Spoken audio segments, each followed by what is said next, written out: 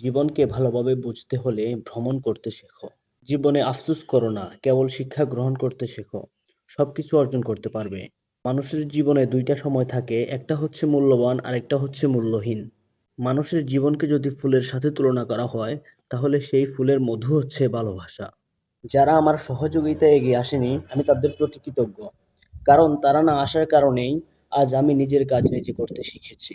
জীবন খুবই কঠিন। আপনি যখন বোকা হন, তখন জীবন আরো কঠিন হয়। যারা মানুষকে নির্দ্বিধায় ঠকাতে পারে, তারা জীবনে সুখী, আর বাকিরা সবাই দুঃখী। জীবনে বাধা আসবেই, তাই বলে থেমে যেতে নেই। যেখান থেকে বাধা আসবে, সেখান থেকেই শুরু করো। জীবন আপনাকে যেটা দিবে, সেটা অপচয় করবেন না। সেখান থেকে জীবনকে উন্নতি করার চেষ্টা করুন। যে অন্যের জন্য বাঁচে বা জীবনকে উৎসর্গ করে, তার জীবন সার্থক। প্রতিদিন আমাদের এমনভাবে কাটানো উচিত, যেন আজ আমাদের জীবনের শেষ দিন। স্বপ্ন পূরণই জীবনের একমাত্র লক্ষ্য নয়, তাই বলে স্বপ্নকে ত্যাগ করো না। তাকে সঙ্গ নিয়ে চলো।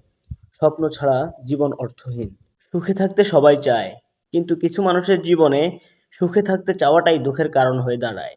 আপনি আপনার জীবনে যতবার হেরেছেন, ঠিক ততবার শিক্ষা অর্জন করেছেন। জীবনে সুখী হতে হলে জীবনকে একটা লক্ষ্যের দিকে এগিয়ে নিয়ে চলুন। তাহলে আপনি সুখী ও সফল হতে পারবেন।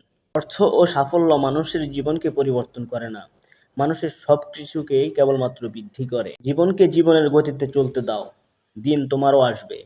কেউ একজন বলেছে, জীবন হলো সাইকেলের মতো। আপনার ভারসাম্য বজায় রাখতে আপনাকে অবশ্যই চলতে হবে। যে জীবনকে উপলব্ধি করতে পারে না, সে জীবনে ভালো কিছু অর্জন করতে পারে না। জীবন একটা পর্বত। লক্ষ্য হলো সঠিক পথ অনুসন্ধান করা, শীর্ষে পৌঁছানো নয়। সে জীবনে জয়লাভ করেছে যে অন্যের মন জয় করতে পেরেছে।